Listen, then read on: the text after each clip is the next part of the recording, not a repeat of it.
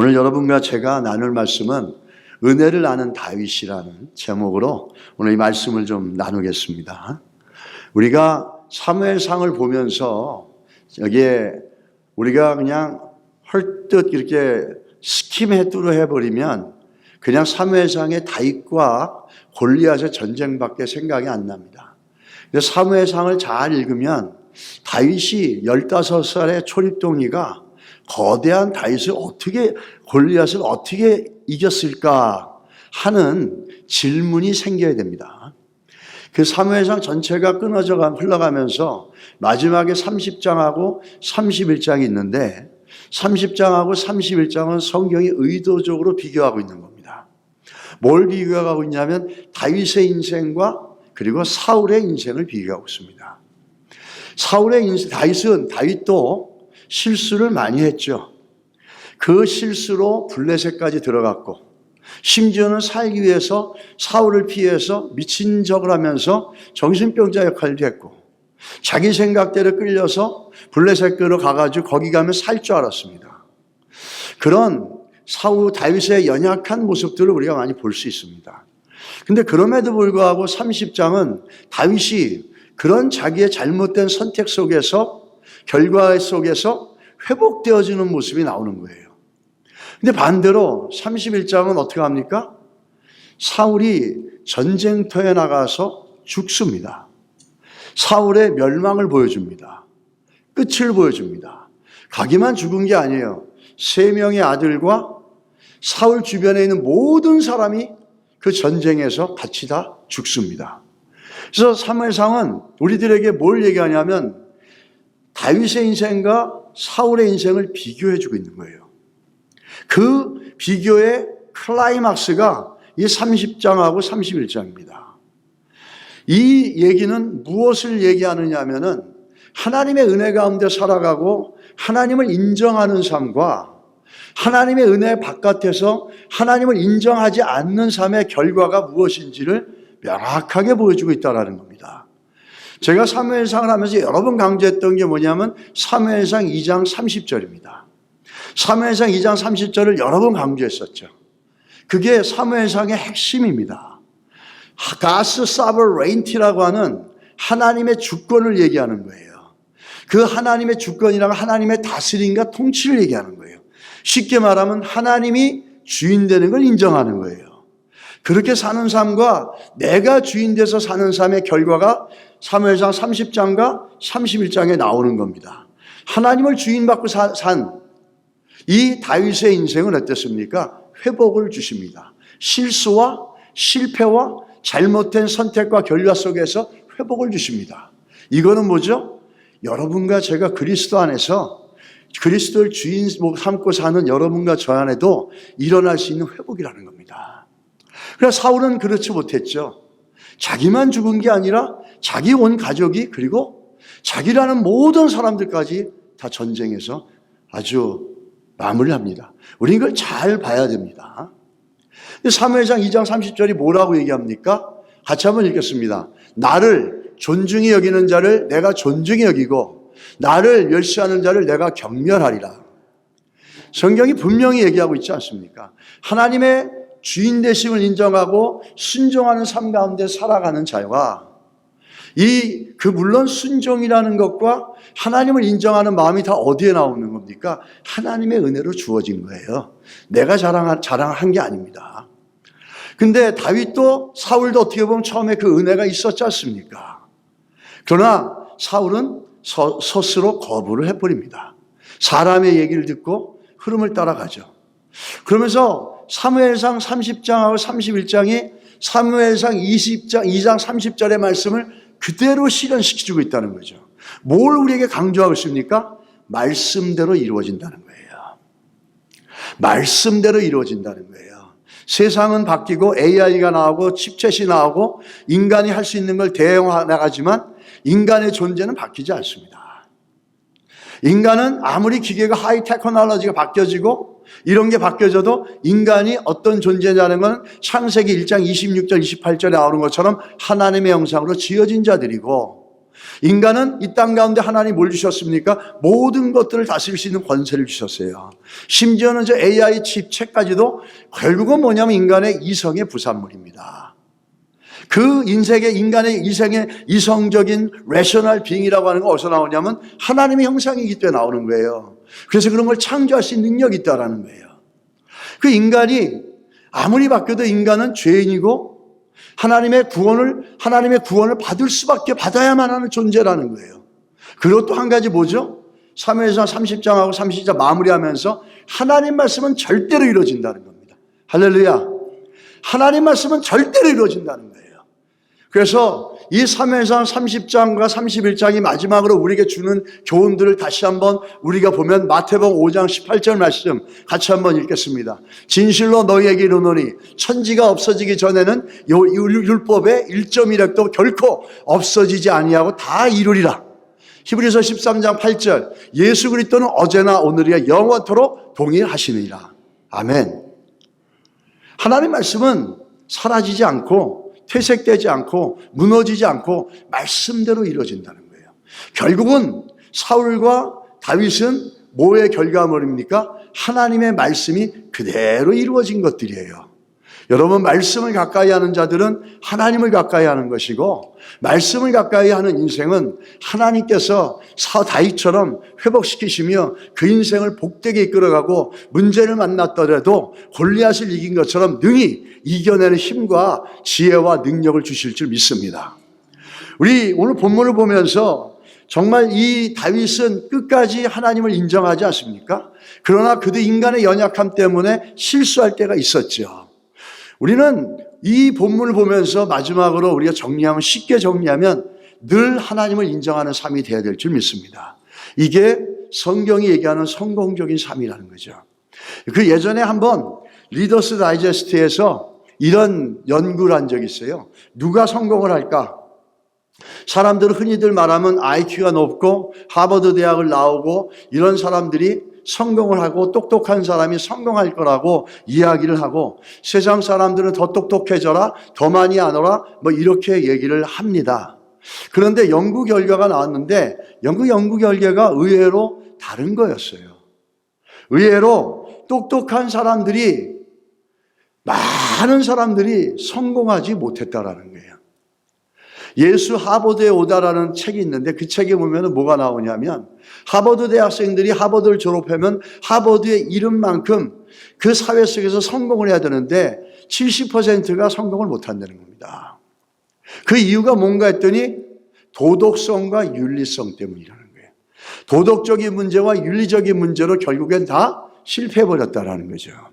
그래서 예수 그리스도의 도덕성과 윤리를 가리키자 그래가지고 시작이 된 거를 만든 책입니다. 아무리 똑똑해도 아무리 똑똑하고 하버드의 간판이 좋아도 그가 어떻게 사느냐에 따라 다르지 않습니까? 이 똑똑한 사람들 나온 결과가 세 가지가 있는데 첫 번째가 뭐냐면 이 사람들이 왜 실패하는지 첫 번째 결과가 이겁니다. 자기는 모든 것을 알고 있고 모든 것을 잘할 수 있다고 생각하는 거예요. 그 자기가 결심하고 하려고만 하면 모든 일은 다 잘할 수 있다고 얘기하는 이 오만함이 첫 번째 실패의 원인이었다는 겁니다. 인간은 완벽하지 않습니다. 한 분야는 잘한다 하지만 운동 잘하는 사람이 법학을 잘할 수 있는 게 아니고 운동 잘했다고 해가지고 그 사람이 경영학을 잘할 수 있는 건 아니에요. 한 곳에 특출나게 잘한 건 중요한 거죠. 그러나 모든 걸 잘할 수는 없습니다. 똑똑한 사람, 이 사람들의 특징은 뭐냐면 자기는 모든 걸 잘할 수 있고 모든 걸 할 수 있다는 그 오만함이 이들을 실패하게 만들었다는 거예요. 두 번째는 뭐냐면 자기가 모든 걸 알고 있고 내가 모든 사람보다 똑똑하기 때문에 자기가 하는 게 맞다. 그러므로 다른 사람들의 가르침이나 다른 사람들의 얘기를 전혀 듣지 않는다는 거예요. 선배나 부모님이 가르쳐주고 인생을 살면서 실패한 것들을 얘기해주면 이거를 듣지 않는다는 거. 왜? 너는 나보다 똑똑하지 못하기 때문에 실패했지만 나는 너보다 똑똑하기 때문에 나는 그런 실수 안 한다는 거죠. 이 얼마나 어리석은 생각이겠습니까? 이 세 번째 보면은 자기 생각과 계획을 너무너무 과신하는 거예요. 자기의 생각과 자기의 계획이 너무 완벽하고 자기가 너무 똑똑하기 때문에 미래에 어떤 일을 이루어진다 해도 이미 다 자기는 계산하고 있다라는 겁니다. 그러므로 충분히 자기가 해결할 수 있다라고 생각을 하는 거죠. 미래 일까지도 자기는 다 예감하고 있다라는 겁니다. 이렇게 자기가 똑똑하다라는 거죠. 자, 이 세 가지를 한마디로 정리하면 실패의 원인은 뭐라고 얘기할 수 있습니까? 자기 과신입니다. 자기를 지나치게 믿는 거죠. 이걸 다르게 표현하면 자기를 너무 지나치게 믿는 거예요. 여기서 조금 이제 상황이 더 나가자면 나르시즘이 되는 거예요. 우리가 쉽게 말하는 공주병, 왕자병이 되는 겁니다. 이 자기를 너무 지나치게 인정하는 거죠. 근데 성경은 우리에게 뭘 얘기합니까? 우리가 성공하고 인생을 잘 살아가는 데 있어서 너무너무 중요한 거. 제가 말하는 건 인생을 잘 돈을 많이 버는 게 아니라 건강한 인생입니다. 가정도 행복하고 내가 하는 일도 빌 게이츠처럼 엄청난 돈은 못 벌었어도 먹고 살기 충분하고 이웃과 친구들과 교회와 모든 이들과 관계도 원만하고 그러면서 서로 기쁘고 즐겁고 힘들 때 같이 커피 한 잔 마실 수 있는 좋은 벗들도 있고 이런 건강한 삶, 이런 복된 삶을 이루는데 우리는 나를 인정해야 되는 게 아니라 뭐죠? 하나님을 인정해야 됩니다. 성경이 말하는 성공적인 삶은 잠언서 3장 5절로 6절 말씀 같이 읽겠습니다. 너는 마음을 다하여 여호와를 의뢰하고 내 명철을 의지하지 말라. 너는 범사의 그를 인정하라. 할렐루야.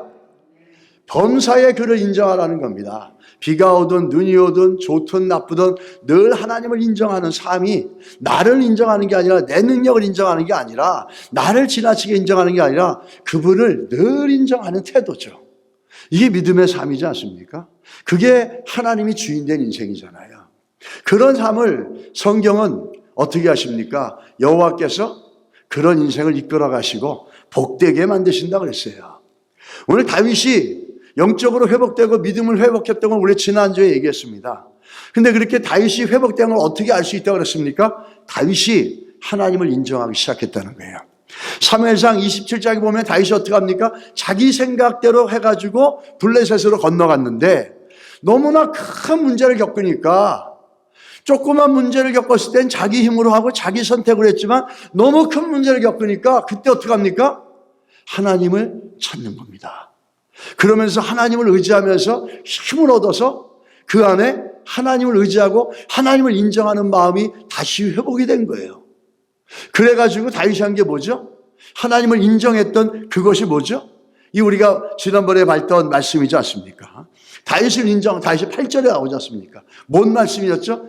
하나님께 묻기 시작했더라는 겁니다. 주님, 제가 shall I go and chase after them? 내가 가서 그들을 잡아야 되겠습니까? 그 전에 어떻게 했죠? 그가 영적으로 디프레스 됐을 때는 자기 생각대로 움직였어요. 다시 말하면 자기를 인정하는 거죠. 그런데 그가 회복되니까 하나님을 인정하면서 어떻게 하죠? 주님, 제가 쫓아가야 되겠습니까? 이게 엄청난 차이라는 거죠.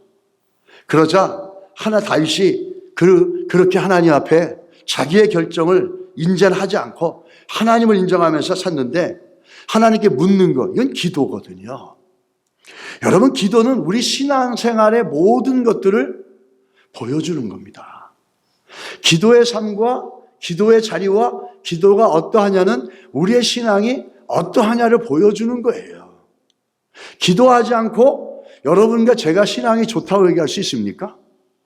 나더 테레사가 쓴 책이 있는데 모든 것은 기도로부터 시작한다. 사랑하고 싶으냐? 기도해라. 봉사하고 싶으냐? 기도해라. 섬기고 싶으냐? 기도해라. 전도하고 싶으냐? 기도해라. 이 모든 것은 기도로부터 시작된다는 거예요. 그러니까 기도하지 않으면 그 모든 신앙의 생활이 엉망진창이 된다는 얘기죠. 기도하지 않고 이 기도라는 거는 결국 하나님을 인정하는 믿음의 결과라는 겁니다. 여러분 믿으십니까?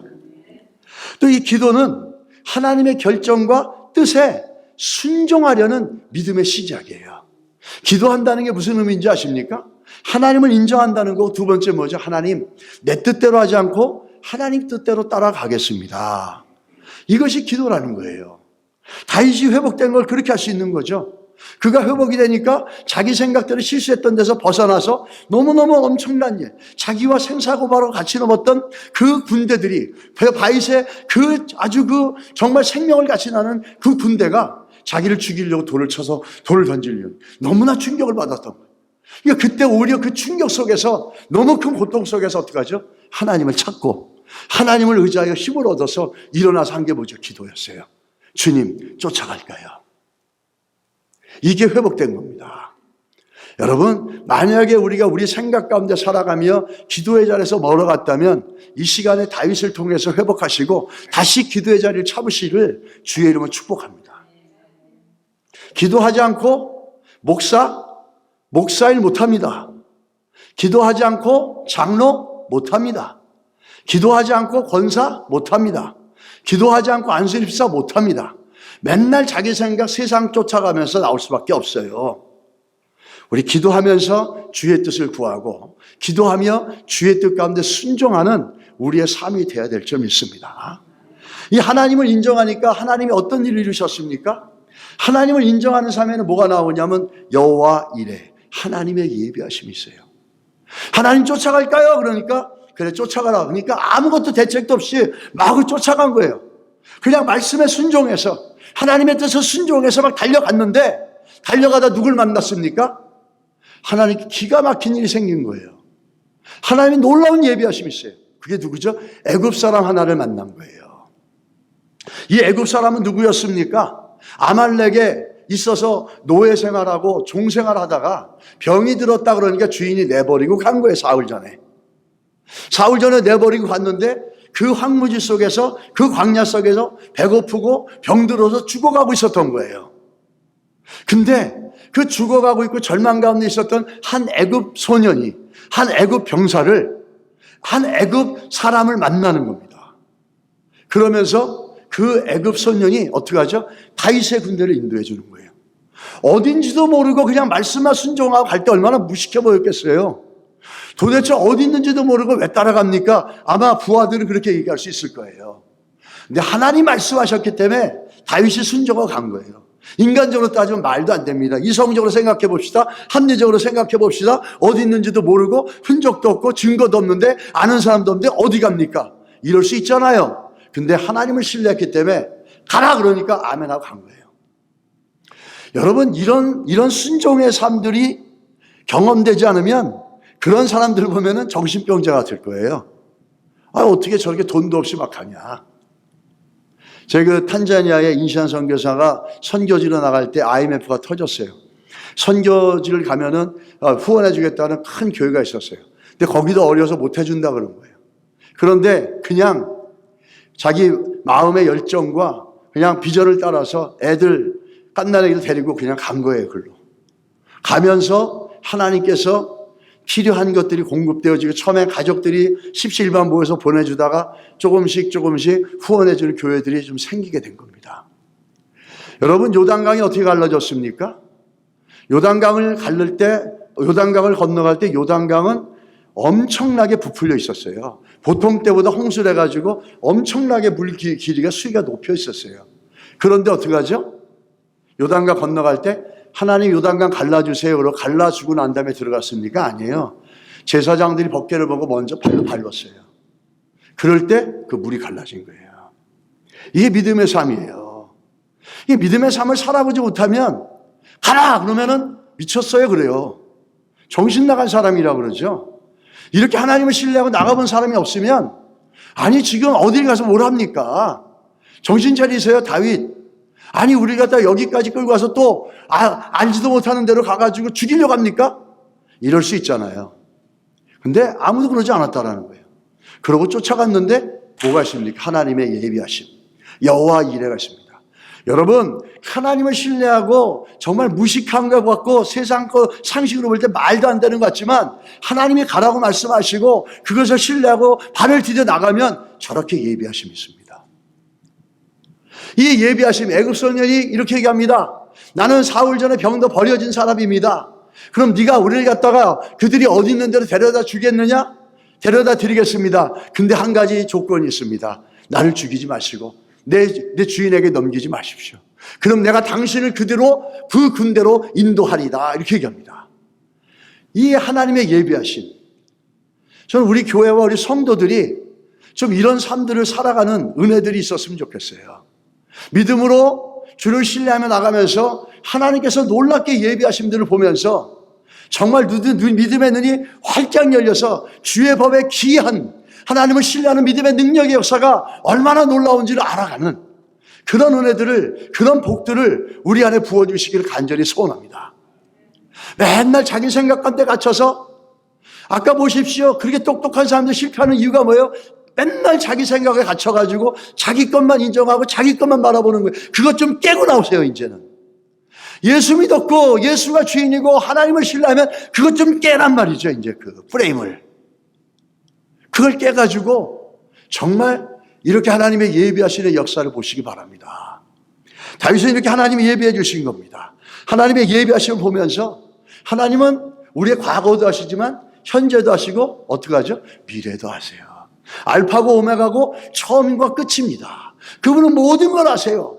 제발 내가 가지고 있는 지식과 내가 가지고 있는 상식에 하나님의 말씀과 하나님을 제한시키지 마세요. 하나님을 왜 여러분이 갖고 있는 조그만 박스에다 집어넣냐고요? 성냥갑 같이 조그만 데다가 하나님을 거기다 집어넣고선 하나님은 이렇다 저렇다. 만약에 우리의 논리와 지식으로 판단하고 평가받을 수 있을 정도밖에 안 되는 하나님은 하나님이 아닙니다. 우리 인간의 이성과 지식과 어떤 걸로도 평가될 수 없고 뛰어넘는 분이 하나님이세요. 죽은 자도 살리셨고 모든 것들이 하나님이 하시면 이루어진다는 거죠. 우린 그런 신뢰함들이 있어야 되겠습니다. 다윗은 회복이 되니까 자기 생각을 내려놓고 하나님이 가라 그러니까 나갑니다. 우리는 여기서 또 중요한 게 뭐냐면 이 하나님이 그 예비하신 것들을 볼 때 아브라함을 제일 볼 수 있지 않습니까? 하나님의 예비하신 여호와 이레를 얘기하면 대표적인 사람이 누구죠? 아브라함이에요. 이 아브라함에게 하나님이 얘기하시죠. 네가 너의 only son, 너의 유일한 하나밖에 없는 아들, 네가 세상에서 가장 사랑하는 그 아들을 나한테 제물로 바쳐라. 이런 거. 터무니없는 얘기죠. 그러면 하나님 말이 됩니까? 좋으신 하나님이 어떻게 사람을 제물로 드리라고 그러십니까? 이방 사람들이라 그런 거지 어떻게 그럴 수 있습니까? 아브라함은 아무 얘기 안 합니다. 아브라함은 아무 얘기를 하고 사물길을 갔다가 그 아들을 데리고 갑니다. 근데 그 가는 과정 속에 아브라함이 생각하고 있는 믿음의 내용이 있습니다. 그게 히브리서 11장 19절이에요. 뭐라 그럽니까? 그가 하나님이 능히 이삭을 죽은 자 가운데서 다시 살릴 줄로 생각한지라. 비유컨대 그를 죽은 자 가운데서 도로 받은 것이니라. 뭐라고 얘기합니까? 그 모리아산을 가면서 아브라함은 절망하거나 낙심하거나 불평하거나 하나님 이렇게 할 수 있습니까? 인격적인 하나님이 어떻게 이런 일을 할 수 있습니까? 정말 세상에 이방신들도 하기 어려운 일을 이런 걸 나한테 시키십니까? 이렇게 낙심하지 않았어요. 다윗의 아들에게 너 가서 죽어야 되는데 불쌍한 내 아들 이렇게 질질 짜지도 않았어요. 어떻게 했습니까? 죽은 자도 능히 살리시. 내가 내 칼로 내 아들을 죽인다 할지라도 하나님은 살리실 것이다. 이 믿음을 갖고 나간 거라는 거죠.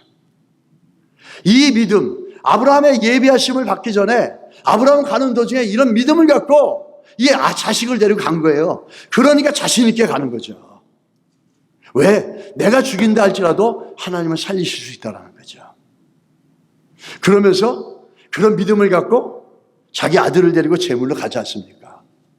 이 아브라함은 이렇게 하나님을 인정하고 하나님을 신뢰하고 고백함으로 뭘 만납니까? 여호와 이레. 하나님이 예비해 주신 걸 만난 거예요. 하나님의 예비하심은 믿음으로 결단하고 나갈 때 만나는 것이지 우리가 이리 빼고 저리 빼고 내 생각대로 살아갈 때 하나님의 예비하심은 일어나지 않습니다. 이 하나님의 예비하심에 대해서 사무엘상 2장이 시작할 때 이 모든 것들 죽이기도 하고 살리시기도 하나님. 아까도 얘기해서 사무엘상 2장 30절에 똑같은 내용이에요. 이런 하나님을 갖다 신뢰하는 자들에게는 다윗과 같은 삶을 하나님께서 보장해 주신다는 거죠. 사무엘상 2장 6절로 7절에 이렇게 얘기합니다. 여호와는 죽이기도 하시고 살리기도 하시며 스월에 내리게 하시고 거기에서 올리기도 하시는도다. 여호와는 가난하게도 하시고 부하게도 하시며 낮추기도 하시고 높이기도 하시는도다. 이걸 하나님의 주권이라 얘기합니다. 인간의 생사화복을, 흥망성쇠를 다 결정하는 게 누구죠? 하나님이시라는 거예요. 우리가 신앙생활 하면서 너무너무 중요한 게 뭐냐면 두 가지가 있는데, 하나는 나를 살리기도 하고 나를 죽일 수도 있고 나를 높일 수도 있고 나를 내릴 수 있는 분이 누구냐? 하나님이시라는 거예요. 이게 뭐죠? 하나님이 주인 된다는 고백이에요. 또 한 가지는 하나님의 은혜입니다. 우리 이 부분은 좀 이따 나옵니다. 이렇게 하나님께서 인생의 주인이 되어지고 만물의 주인 되어져서 모든 걸 만들 수도 있고 모든 것을 망하게도 하실 수 있는 분이 하나님이시라는 거예요. 그것을 신뢰하며 나가는 거죠. 그럴 때 이 하나님을 신뢰할 때 하나님이 인도하시고 예비하심의 역사가 있다는 겁니다. 빌리 그레이엄 목사님이 사역을 하실 때 한국인 한 여성분이 있었어요. 그분의 이름은 킴 윅스라는 소경 여인이었습니다.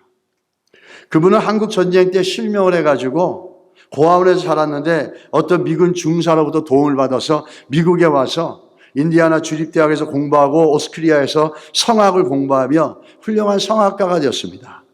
이렇게 훌륭한 성악가로 자란 이분에게 그가 예수님을 만난 거예요. 예수님을 만나면서 그에게는 엄청난 간증이 있는 거예요. 고아로서 버려지고 눈은 장님으로 참으로 힘들고 기구한 인생이었지 않습니까? 그러면서 그렇게 빌리 그레이엄 목사님과 함께 가면서 간증을 하고 특속을 하는데 그 찬양이 너무 아름다웠답니다. 근데 이분이 이런 간증을 하는 거예요. 사람들이 장님인 나를 인도할 때 저 100m 앞에 1000m 전방 앞에 뭐가 있다고 말하지 않습니다. 단지 바로 앞에 물이 있으니 건너가십시오 라고 말하고 바로 앞에 층계가 있으니 발을 올려놓으십시오 라고 얘기합니다. 또 나를 인도하시는 분을 내가 믿고 한 걸음씩 한 걸음씩 옮기기만 하면 내가 원하는 목적지에 도착하게 되어집니다. 이렇게 얘기하는 겁니다. 그러면서 하는 말이 하나님이 우리를 인도하시는 방법도 이와 같습니다. 하나님 우리에게 10년을 알게 하거나 20년을 알게 하지 못합니다. 우리는 알 수가 없습니다. 그러나 매일매일 주어지는 삶 가운데서 그 앞에서 하나님이 인도하심을 순종하고 인정하고 순종하고 한 걸음 한 걸음 나가면 어느 순간인가 목적지에 도착해 있을 겁니다. 맞습니다. 오늘 하루 주어진 그 삶 속에서 내가 할 일 속에서 하나님을 인정하면서 그분이 어떻게 나에게 하시는지 그분을 인정하면서 한 걸음 한 걸음 나에게 주어진 일을 이루어가는 거죠. 그러면 주께서 어느 순간인가 우리가 가야 할 목적지에 또 하나님이 원하는 장소에 도착해 있을 줄 믿습니다. 그래서 그분이 이렇게 얘기합니다. 하나님을 인정하면서 믿음으로 나갈 때 그 하나님을 인정하고 순종하면서 하루하루 살면은 하나님은 내일을 인도하시며 마침내 내 생애 전체를 하나님이 약속하시고 계획하신 그곳에 도달하게 하시고 이렇게 순간순간 순종하고 나가면 지금도 하나님은 초자연적인 방법으로 역사하십니다라는 겁니다. 이렇게 다윗이 막무가내로 그냥 믿음만 갖고 달려나가니까 하나님의 예비하심을 거기서 겪지 않습니까?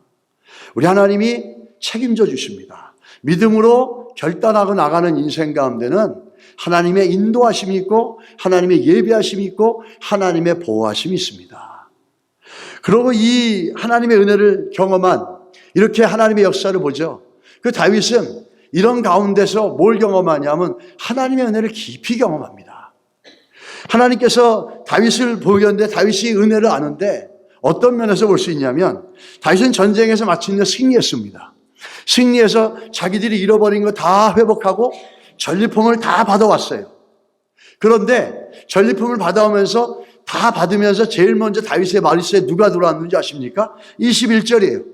다윗이 전에 피곤하여 능히 자기를 따르지 못함으로 부솔 시내에 머물게 한 200명에게 오매 그들이 다윗과 그와 함께한 백성을 영접하러 나오는지라. 다윗이 그 백성에게 이르러 문안하매. 누구죠? 600명이 원래 쫓아가려고 했는데 전쟁에 참여한 사람 600명이냐 달려가다 보니까 200명이 병이 들고 지쳐가지고 쫓아가지 못한 거예요. 그러니까 그럼 너는 쉬어라 하고 했는데 그 장소가 어디냐? 부솔 시내였어요.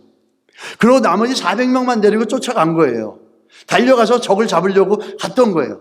근데 400명이 전투에 참여해가지고 전쟁에 승리하고 돌아오니까 다윗이 누굴 생각했습니까?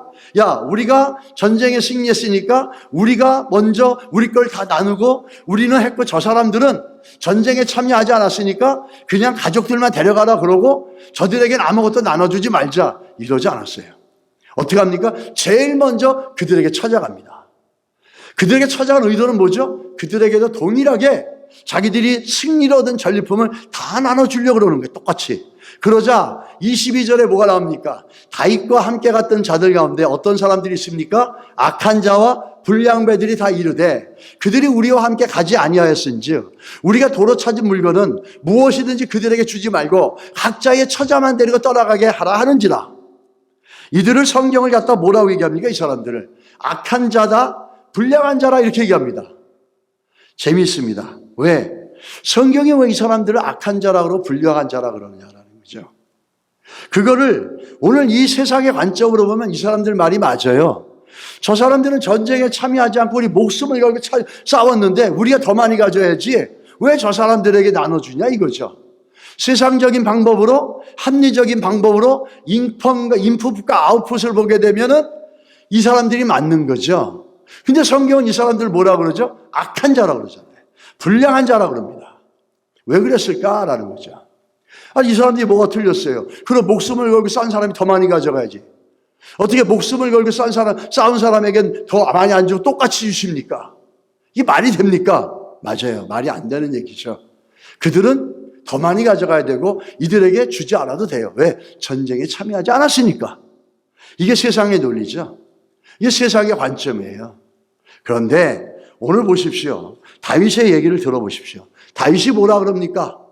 23절에 다윗이 이르되 나의 형제들아 여호와께서 우리를 보호하시고 우리를 치러온 그 군대를 우리 손에 넘기셨은즉 그가 우리에게 주신 것을 너희가 이같이 못하리라. 아, 무슨 얘기입니까? 다윗은 은혜를 아는 거예요. 다윗도 목숨을 걸고 싸웠지만 아무리 목숨을 걸고 싸운다고도 하나님의 은혜가 없으면 이길 수 없다는 걸 아는 거예요. 그러면서 다윗이 얘기하죠. 우리가 이긴 게 우리 힘으로 이겼느냐?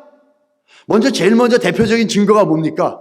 한 애굽의 병사를 만나게 해주셨잖아요.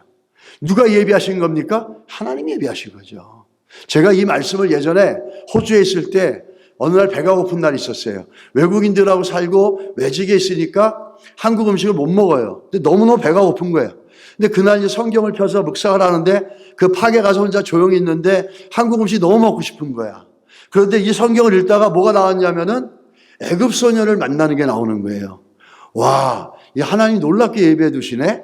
하나님, 나 지금 한국 음식이 좀 먹고 싶은데 뭐 예배해 놓은 거 없습니까? 딱 그랬는데요. 놀라운 거는 우리 그 스텝 중에 한 사람이 있어요. 그 사람이 유일하게 차가 있었는데 팍에 와서 딱 쓰는 거예요. 저 멀리서. 그 나무 숲에 있었는데 막 나한테 오는 거예요. 그래서 건영 형제. 그래서 예. 그랬더니 어떤 집사님이 왔는데 건영 형제 데리고 오래. 왜요? 그러니까 집에 와서 한국 음식 좀 저희 대접하고 싶다고 오라 그래. 오, 그래요? 와, 이렇게 예비해 놓으실 수가. 그래가지고 제가 가가지고 갔는데 놀라운 거 뭔지 아십니까? 아, 나 기대를 잔뜩 하고 왔거든요. 예, 해주셨는데 컵라면이었어요. 예, 그래가지고 네, 감사했습니다. 그냥 거기다 밥 말아 먹고 김치라도 먹을 수 있으니까 얼마나 감사한지. 그래서 하나님 이렇게 저에게 이렇게 넉넉하게는 안 하시는 것 같아. 그래서 그때 너무 감사했어요. 그 컵라면 먹고 그 밥을 말아 먹고 거기 김치까지 먹으니까 아, 뭐 세상 부러운 게 없더라고요. 그래서 제가 이 말씀을 볼 때마다 그 생각이 좀 납니다. 이 다윗은 하나님의 은혜를 아는 사람이었어요. 이들은 성경이 왜 이들에게 불량한 자라 그러고 왜 악한 자라 그랬는지 아십니까? 하나님의 은혜를 인정하지 않는 거예요. 하나님을 인정하지 않는 거예요. 네 능력으로 네가 잘나서 승리했는 줄 아느냐? 하나님께서 보호하시고 하나님께서 이끌어 주시고 하나님께서 치러온 군대를 우리 손에 다 붙여주셨는데 자기들이 했다 그러고 자기들을 인정받으려고 그러고 자기들의 능력의 결과라고 얘기하는데 이걸 뭐라고 하죠? 성경이 악한 자라 불량배라 이렇게 얘기합니다. 성경은 다윗은 누구를 얘기합니까? 다윗은 하나님의 은혜를 하는 거예요. 이게 우리의 힘으로 된 게 아니라는 거죠. 하나님의 역사였고 하나님의 돌보심이고 하나님이 이끌어서 내가 이 전쟁에 승리한 거 아니냐 우리가. 왜 이거를 모르느냐? 왜 하나님을 인정하지 않느냐? 왜 하나님의 은혜를 모르느냐? 이 악하고 불량한 자들아. 다윗은 그렇게 얘기하지 않았지만 성경은 그렇게 얘기하고 있다는 거예요. 성경이 그렇게 얘기하는 건 누구죠? 하나님이 그렇게 얘기하고 있다는 거죠. 그렇게 놀랍게 복을 주셨고 놀랍게 은혜를 주셨는데 다 내가 잘나서 된 줄 알아요.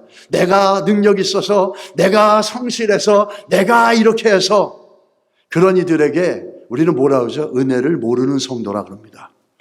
교회는 성도들이 두 종류가 있어요, 크게. 하나는 은혜를 아는 성도, 하나는 은혜를 모르는 성도들이에요. 은혜를 모르는 성도들의 모든 생각과 모든 결정과 계산법은 다 뭐죠? 세상적이에요. 내가 이만큼 했으니까 이만큼 있어야 되고, 내가 이만큼 줬으니까 이만큼 받아야 되고, 내가 이렇게 했으니까 내가 이렇게 했으니까 또 이렇게 하는 거, 어떤 세상적인 논리에서 벗어나지가 않아요. 근데 은혜로 난 사람들은 어떻게 하죠? 아니야, 저 사람들 참석하지 못했고 몸이 아파졌지만 하나님이 주신 건데 내 것이 아닌데 왜 우리가 갈라서 덜 주고 안 주고 우리가 하냐? 전쟁은 하나님이 이루셨고 이 모든 것들은 하나님이 주셨는데 그 은혜를 아는 사람은 어떻게 하죠? 풍성합니다. 그들에게 자격이 안 되지만 가서 주죠. 이게 은혜예요. 여러분과 제 가운데 자격이 있어서 예수 믿었습니까? 아니에요. 하나님이 은혜를 주셔서 자격이 안 되는데도, 전쟁에 참석하지 않았는데도 하나님께서 동일하게 주신 거예요. 다윗이 그렇게 얘기하는 겁니다. 저들도 동일하게 받아요. 왜? 네가 만든 게 아니야, 내가 만든 게 아니야, 우리가 만든 게 아니야. 누가 한 거죠? 하나님이 하신 거예요. 하나님이 아는, 하나님의 은혜를 아는 사람은 다윗처럼 이렇게 풍성합니다. 우리 성도들이 두 종류가 있는데 어떤 책에 보니까 이런 게 나오더라고요. 관점의 차이라는 글인데, 두 집이 있는데 강아지가 한 마리씩 있어요. A라는 집에 있는 강아지는 이 집 사람들이 먹이를 주고 사랑을 해주고 기분 좋게 해주고 따뜻한 집을 제공해주고 귀여워해주고 잘 보살펴주니까 이 A라고 하는 집에 있는 강아지 이런 생각합니다. 그래서 이 집 사람들은 나의 주인임이 틀림없다, 이렇게 생각을 합니다. 근데 B라는 집에 있는 강아지는 똑같이 이 집 사람들이 먹이를 주고 사랑해주고 기분 좋은 그 어떤 말도 해주고 따뜻하게 해주고 따뜻한 집을 제공해주고 사랑해주고 귀해주고 잘 보살펴주니까 이 B집에 있는 강아지 뭐라고 그러는지 아십니까? 내가 이 집 사람들의 주인인 것 같다 생각하는 겁니다.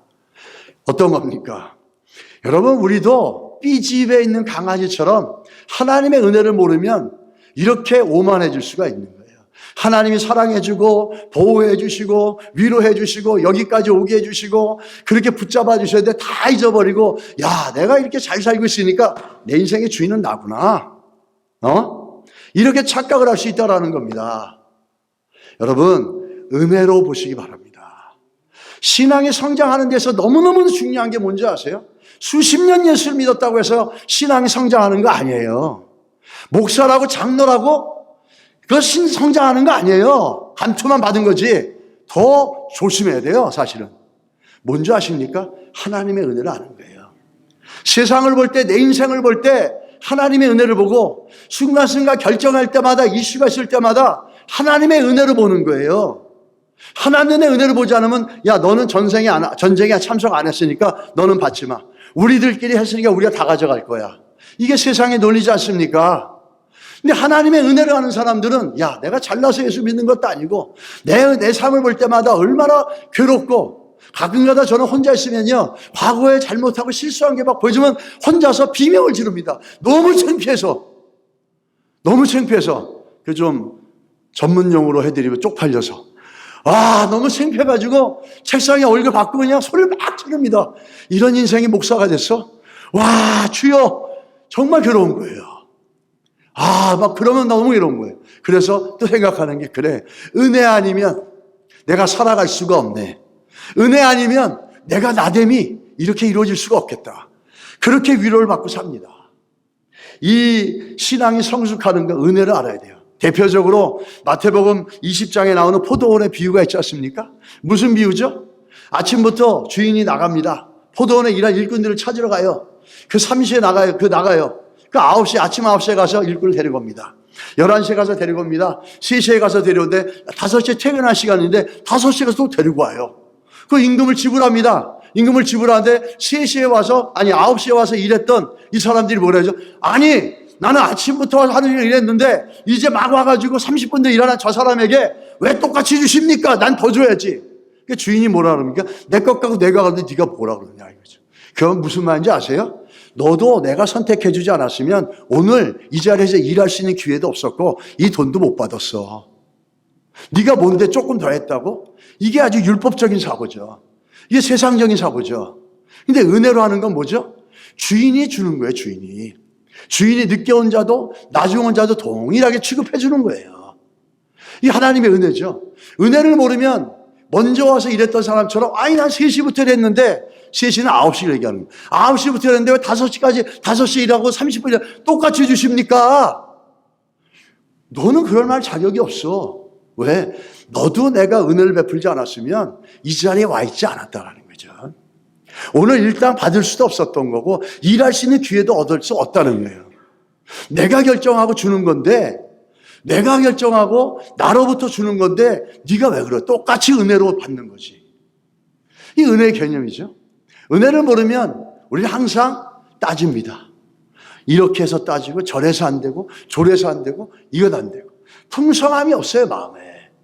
마음에 넉넉함이 없어요. 바울의 고백을 보십시오.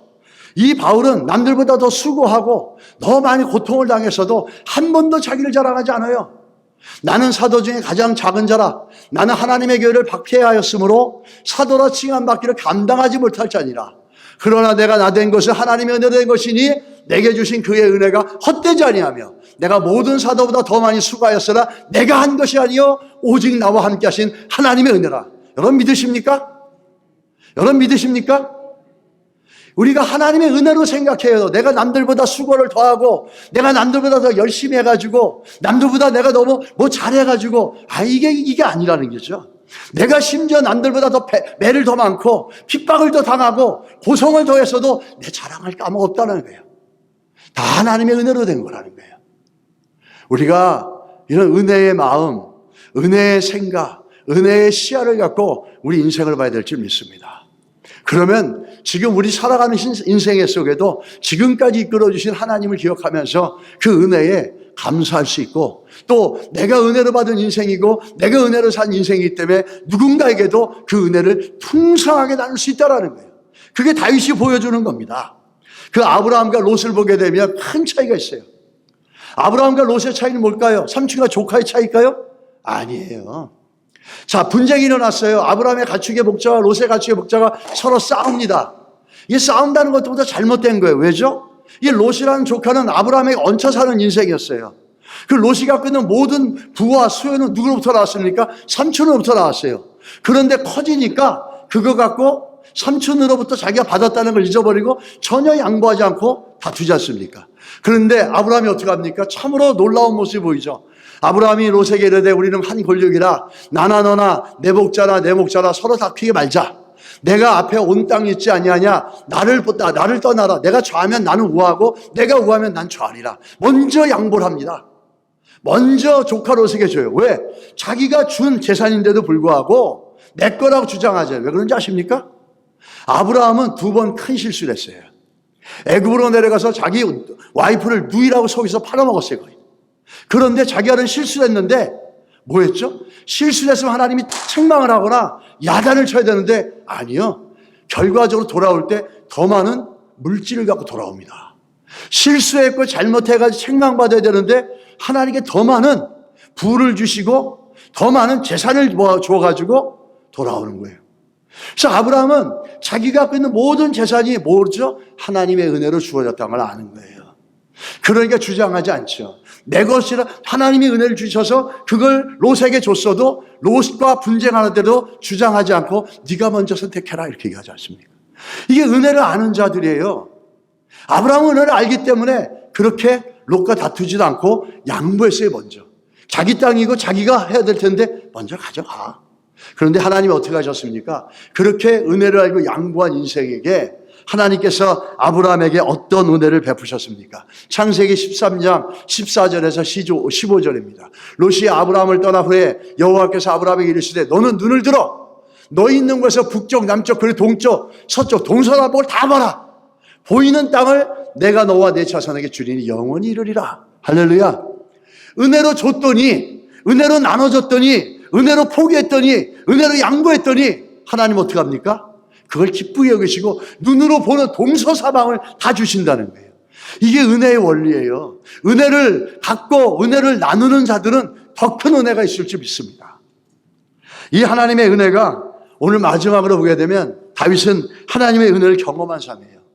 어떤 경험을 합니까? 오늘 성경에 보게 되면은 다윗이 오늘 20장 25절에 이렇게 얘기합니다.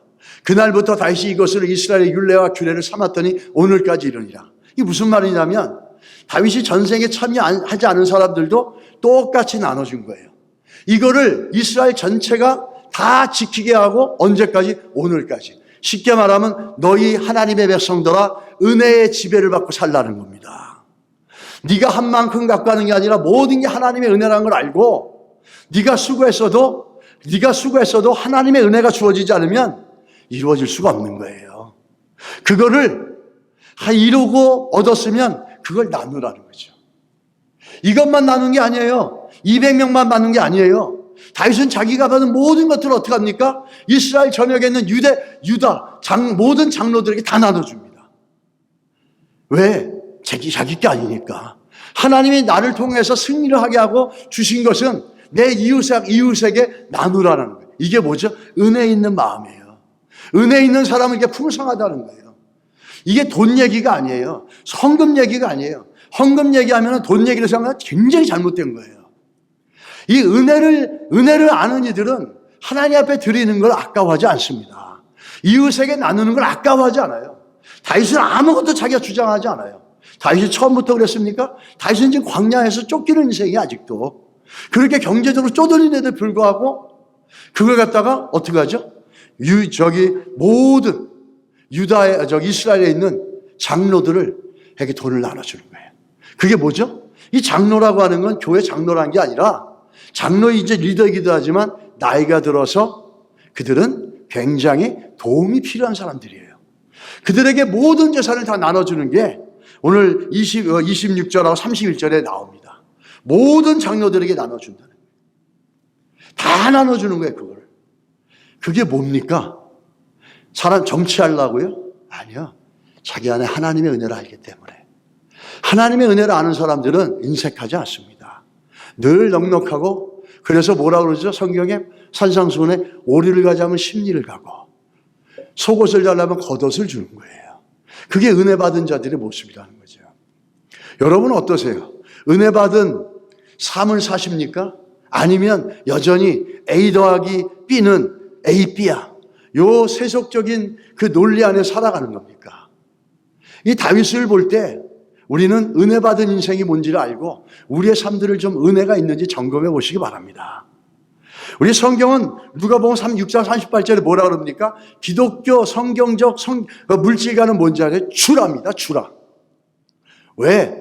너희가 열심히 수고해서 하나님의 은혜로 많은 걸 벌어서 그 다음에 뭐죠? 주라예요. 받아라. 또 쌓아놔라. 이런 얘기가 아니라 주라예요. 주라. 열심히 수고했지 알아. 근데 하나님의 은혜를 아는 자들은 먼저 주는 거예요. 그러면 어떡하죠? 더 큰 은혜를 주신다는 거예요. 너희에게 줄 것이니 곧 후이 되어 누르고 흔들어 넘치도록 하여 너희에게 안겨주리라.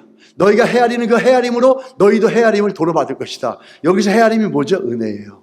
너희가 은혜로 헤아리면은 은혜만큼 줄 것이고 세상적인 방법으로 헤아리면 그것만 받을 것이다 라는 얘기죠. 은혜 있는 자는 줍니다. 나눕니다. 풍성하게 나누죠. 고린도후서 9장 8절에 뭐라 그럽니까? 하나님이 능히 모든 은혜를 너희에게 넘치게 하사 나니 이는 너희로 모든 일에 항상 모든 것이 넉넉하여 모든 착한 일을 넘치게 하리라. 하나님이 우리를 넘치게 우리에게 은혜를 주시는 건 뭐죠? 모든 착한 일, 주의 일을 하라는 겁니다. 선교를 하고 교회를 섬기고 교회 안에 성도들을 섬기고 이런 일들을 이 착한 일을 하라고 주신 거지 나 혼자 잘 먹고 나 혼자 떵떵거리고 살라고 주신 게 아니에요. 은혜가 있으면 나에게 주신 것이 무슨 의도고 무슨 목적인지 알고 주라. 나누고 섬기는데 넉넉하고 풍성하게 아브라함처럼 다윗처럼 살아갈 수 있을 줄 믿습니다.